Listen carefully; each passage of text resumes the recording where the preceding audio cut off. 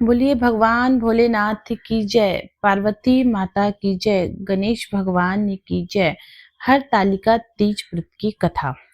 यह व्रत भाद्रपद शुक्ल तृतीया को किया जाता है।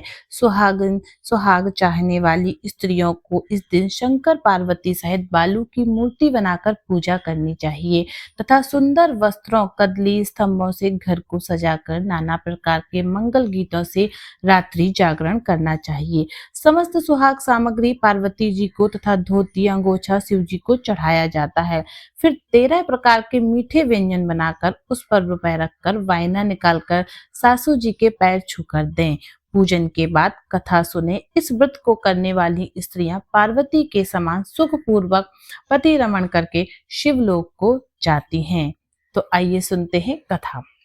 शंकर जी ने पार्वती जी को कहा कि एक बार तुमने हिमालय पर्वत पर जाकर गंगा किनारे मुझको पति रूप में पाने के लिए कठिन तपस्या प्रारंभ की थी। उसी घोर तपस्या के समय नारद जी हिमालय के पास आ गए तथा कहा कि विष्णु भगवान आपकी कन्या के साथ विवाह करना चाहते हैं। नारद जी की बनावटी बातों को तुम्हारे पिता ने स्वीकार कर लिया था।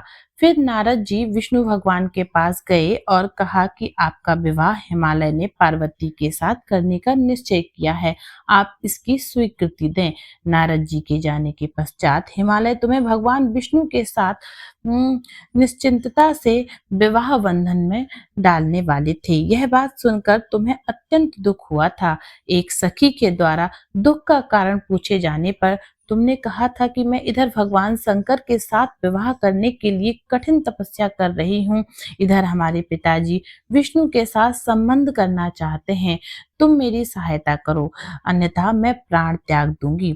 सखी ने धीरज धरते हुए कहा कि मैं तुम्हें ऐसे वन में ले चलूंगी कि तुम्हारे पिता को पता ही नहीं चलेगा।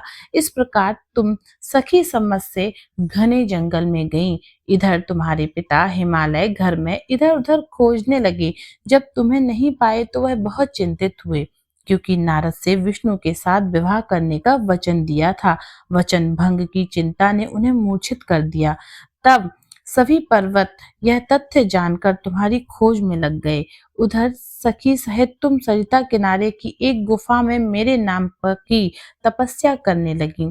भाद्रपद शुक्ल पक्ष की तृतीया को उपवास रहकर तुमने एक शिवलिंग बनाया, स्थापित किया और पूजन अर्चन किया और रात्रि जागरण भी किया। तुम्हारे इस कठिन व्रत के कारण मुझे तुरंत तुम्हारे पूजन स्थल पर आना पड़ा और इच्छानुसार तुम्हारी मुझे अर्धांगिनी के रूप में तुम्हें स्वीकार करना पड़ा। तत्पश्चात मैं तुरंत कैलाश पर्वत चला गया। प्रातः वेला में जब तुम पूजन सामग्री नदी में छोड़ रही थी, उसी समय हिमालय राज उस स्थान पर पहुंच गए।